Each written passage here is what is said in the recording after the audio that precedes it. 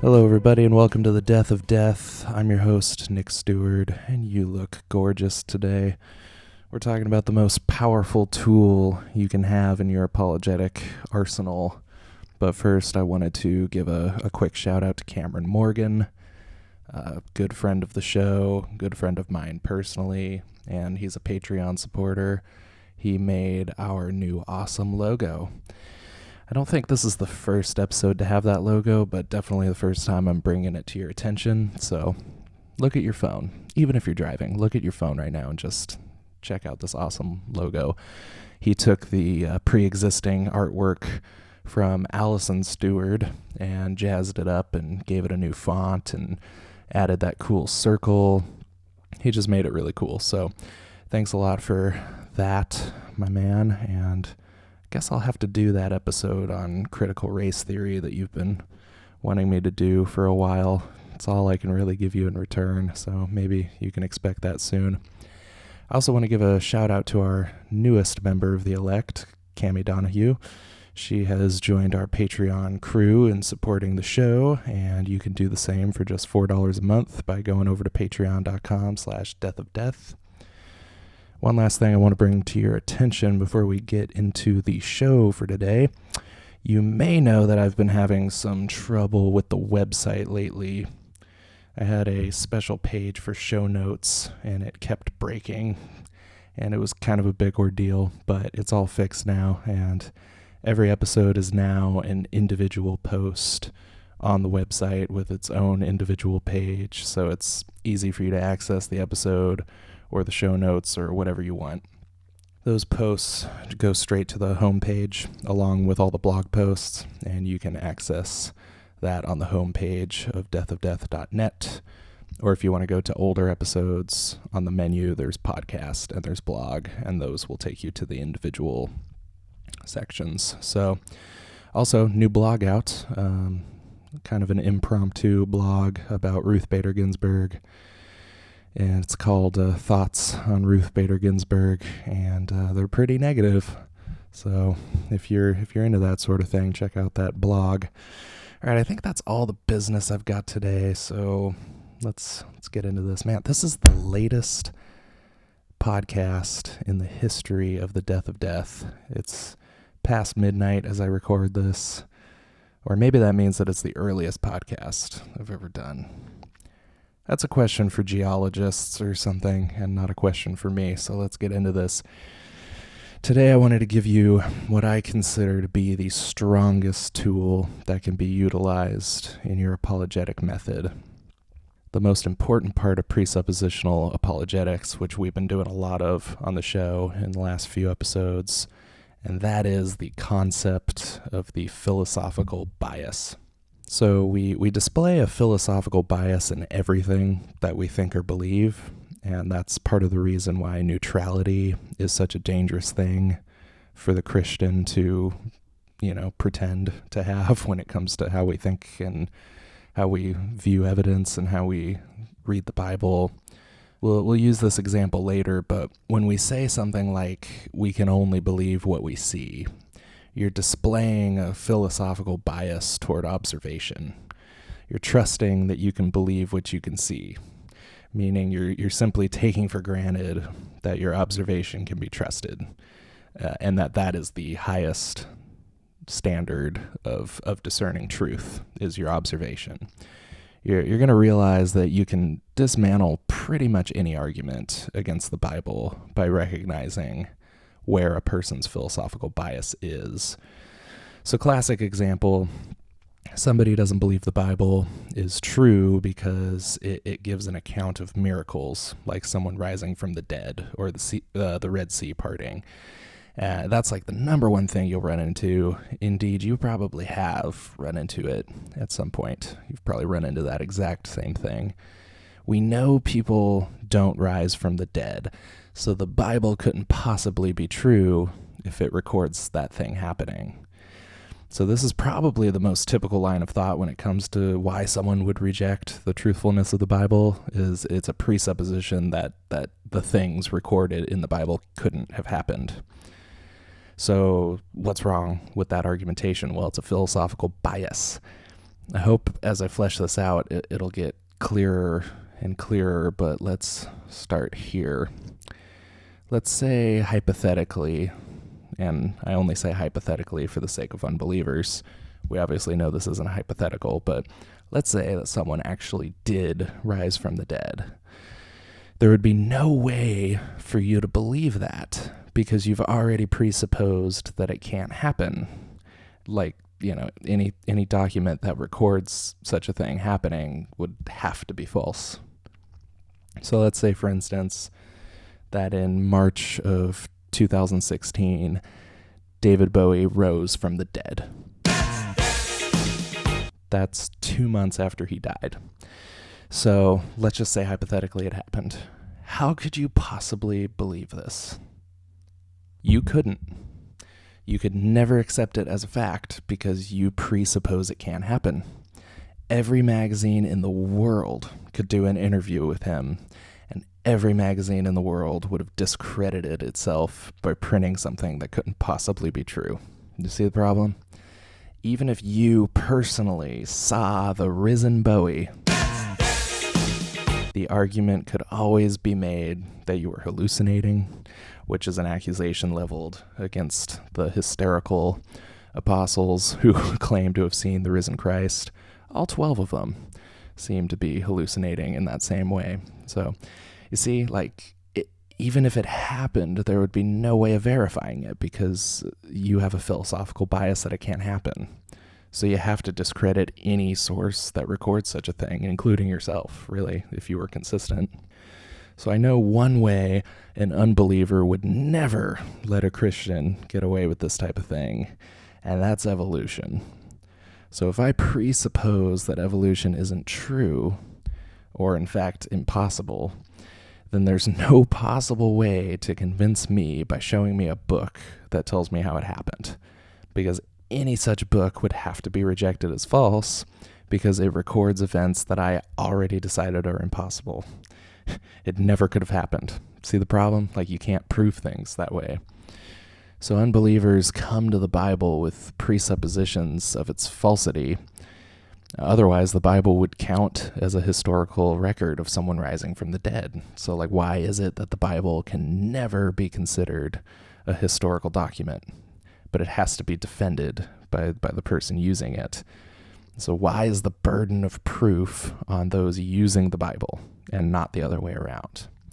It is a historical document filled with eyewitness accounts and records, but people already assume its claims are untrue. So the possibility of considering the Bible a historical record of such things doesn't even cross the unbeliever's mind. And that very fact shows you that they have a philosophical bias from the beginning. If they didn't presuppose that the claims of the Bible were untrue, they would be forced to accept that as a historical record of things happening that they previously thought were impossible. So that's one example of a philosophical bias that self-hinders unbelievers from accepting the Bible. But there are, there's philosophical biases that they use to prove things as well, not just disprove them. So they tell you that there can't possibly be a God because you can't prove the existence of God logically. Well, they're presupposing that logic is true and the best way of understanding things, and that's a problem in and of itself. But let's examine how we could prove the legitimacy of logic. Well, how would we do that? Logic is just a concept. It's a metaphysical thing. Can you use logic to prove the consistency and reliability of logic? No, you can't say premise A plus premise B equals conclusion C, and that proves that logic is reliable, because you're using logic. If I used a Bible verse to prove the Bible, the unbeliever would never accept that, because I'm using the thing that I'm trying to prove in proving it. So if, hypothetically, logic wasn't real or sound or reliable, or consistent, you would never be able to prove it unless you used other means like observation or reason. But then what problem do you run into? Well, something or someone has to prove the legitimacy of those methods without using the methods themselves. So we have a bit of an infinite regress there. So the same thing happens with reason. Like, prove to me that reason is the best way of working out problems and proving or disproving things or believing things, and it's the best way of examining evidence, but don't use a reason to prove it. In order to prove that reason is the best way of going about a debate, you would have to give me a reason for that. Otherwise, you're using other means to prove that point, and then those means have to be proven, accurate and reliable. So then we just have the same problem. So there has to be an appeal to some transcendent thing above reason. And so most of the time it goes inward instead of outward, and it usually comes down to personal observation. Like, I can only know what I believe. I can only believe what I see. And so if I see that logic works, then it must work. And I'm the transcendent thing verifying that. But like I said, a few episodes ago, I could literally be in a mental institution right now just hallucinating this whole thing. And then, what would it matter? So observation is possibly the most outlandish of all of these. Even though we as Christians obviously know observation is a legitimate way of verifying facts because it's given to us by God to do that thing, but everyone knows that, and you just can't make sense of it without like a biblical worldview. So the idea that we can only believe what we can see with our own eyes is much different than using observation as a methodology for knowledge. So okay, you can only believe what you see. Okay. Here's why it's outlandish. That's just a concept. You just presented a concept.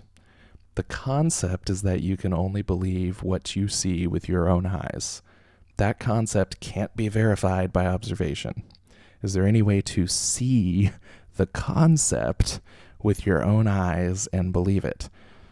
Can you observe the assertion that you can only, believe what you observe to be true? So I hope that's not too out in the weeds. I know by wording things a certain way, it can be pretty hard to understand what I'm saying. So just to put it more simply, observation, the idea that we can only see what we believe, or we can only believe what we can see, is a concept, and you can't see a concept. So the very concept itself can't be proven with observation. So that's nuts. Once you realize that, it's the red pill in the matrix. You cannot unsee and unlearn that fact. It just changes everything about the way we handle apologetics and arguments and all that stuff. And so in every method or system one would go about proving something, there's this underlying problem of a philosophical bias. The problem is they can't verify their method without using their method. So for Christians, we don't have that problem because we have a revelational epistemology, like we talked about in episode 31. Epistemology is a study of knowledge. So, it's just how we know things. How we know things. So we can know some things for certain because those things are revealed by God in His Word. We can know things by observation and logic and reason because He gives us those tools to know things. But in the unbelieving worldview, what reason do you have for accepting logic and reason and observation? You can't use any of those things to, verify themselves, and you can't use any other thing to verify it without verifying that thing. So it gets really complicated. And, that's why it's a philosophical bias, because we take it for granted. We simply take for granted that we can use observation, as this standard for knowing things. But how do you know it's the standard? So if we're faced with the problem of how do we verify logic, we know that God created logic as part of His ordered universe. So we can test logic and find that it's accurate every time. But that only works to verify it because we can trust our conclusions. He gave us logic as a tool to use in amazing ways. Science, math, computers, these are all things that utilize logic. So we actually could present some premises and a conclusion to prove that logic is real and reliable, but that only works in an ordered universe created by God. It doesn't work if you can't actually know the conclusion to be true. So we can account for reasoning because God gave us the faculties with which to reason. He even says in the Bible, "Come, let us reason." So he encourages people to utilize their reasoning. We can account for observation because God gave us our eyes to see and our minds to understand and interpret the things that we see. The scientific method also only works in a biblical worldview because in order to utilize observation and repetition to establish a theory, a scientific theory is something that you can see and repeat. See and repeat. Gravity. I drop a fork in midair, it falls to the ground every single time. I can see it, I can repeat it. That's a hard science. You have to presuppose that the universe is ordered and that what has been will continue to be. Okay? That's induction. The idea that every time I drop the fork, it's going to fall to the ground. We're presupposing that what has always been is going to continue to be. We can't assume that one time I'm going to drop the fork and it's going to be suspended in midair. So we can observe the sun rising, and we take for granted that it will set tonight and it'll rise again tomorrow. And why? I mean, yes, it has always been that way, but if the universe wasn't ordered and it is just random chaos, then the fact that the sun always rises wouldn't mean anything because we would have no reason to believe that it would still be that way tomorrow. It would have no bearing on whether or not the sun would rise. There would be no reason to assume that the sun will rise unless there was an order to the universe created by a logical God. So I may have been wrong to say that observation is the most outlandish thing, because I think there's a more inconsistent one than that, and that's morality. I think morality definitely has to be the most outlandish of claims to be held by an unbeliever. A common argument from atheists today, proffered by gentlemen like Christopher Hitchens and jerks like Richard Dawkins and Sam Harris, is to question the morality of the God of the Bible. So that's a little ironic, right? Like we're going to presuppose moral law and then try to use it against the only thing in this universe that could have possibly given it to us. There is no morality in an atheistic worldview. It's an impossibility. Morality is not something evolved, not something developed over time and different depending on the location or culture. Like Jeff Durbin likes to point out, in the atheist worldview, we are bags of stardust.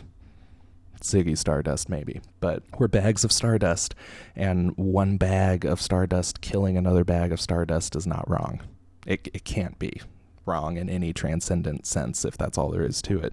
And it can't be just some developed thing that's different at different times and different places because, the Nazis were a different time and place. But we're judging them based on the morality we have today, of course, and the morality that people had back then. It was always wrong no matter what time and place the Nazis were in. If morality could change, then why would you say that the things God did in the Bible are immoral? So, what if back then it was moral for God to do those things? Morality isn't developed. It's something given to the world by a transcendent being. So I'm probably being a little too vague there. Morality is something given to the world by the triune God of the Bible. Period. As Tristan Greth would say. You can't try to use moral law against God as if that's an insular standard that God himself is also under. Morality is based on God and his character, his holy character. It's not a law that hangs over God's head as well as ours. You can't use it against him. Meanwhile, you're admitting that there is such a thing as morality, and even if you try to deny all the baggage that comes with that, you really can't. Morality means moral lawgiver. There has to be a moral lawgiver if there's morality. So we have things like logic and reason and morality because God is reasonable. He's logical. He's holy in his very nature. And he gave us those capacities as his image bearers. Now, obviously, we're fallen creatures, so it's not perfect like he is, but we have morality because God has given us a moral law. That's why we don't have a more developed morality than God, or a more developed sense of logic and reason.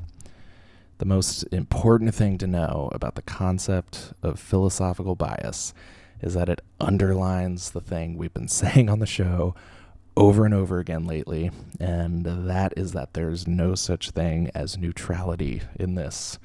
Believers are not neutral in their belief, and unbelievers are not neutral in their unbelief. They blindly appeal to things like observation without being able to account for those things or prove those things, and they do that because they've already presupposed that there is no God. So don't pretend to be neutral. You're correct. God is all-knowing, and he reveals certain things to you in his word. There's no reason to be timid about what we know as Christians. Like, you're not impressing an unbeliever by pretending to be neutral to the facts and, like trying to self-assess it with your own logic and reason. Like, it's still not a respected position by unbelievers because they're not neutral. So why are you pretending to be neutral?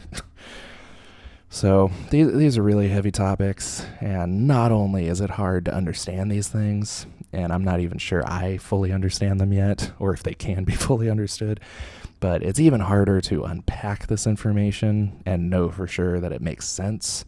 So email me at contact@deathofdeath.net and let me know any questions you may have, or if you didn't quite understand the way I explain certain things on the show, or if you need more information or something. And that will help you and I both understand presuppositional apologetics a lot better than we already do. Teaching is definitely the best way to learn something, and getting feedback on that teaching is extremely important also. So that's going to do it for this week on the Death of Death. Make sure to check out the changes I made to the website at deathofdeath.net.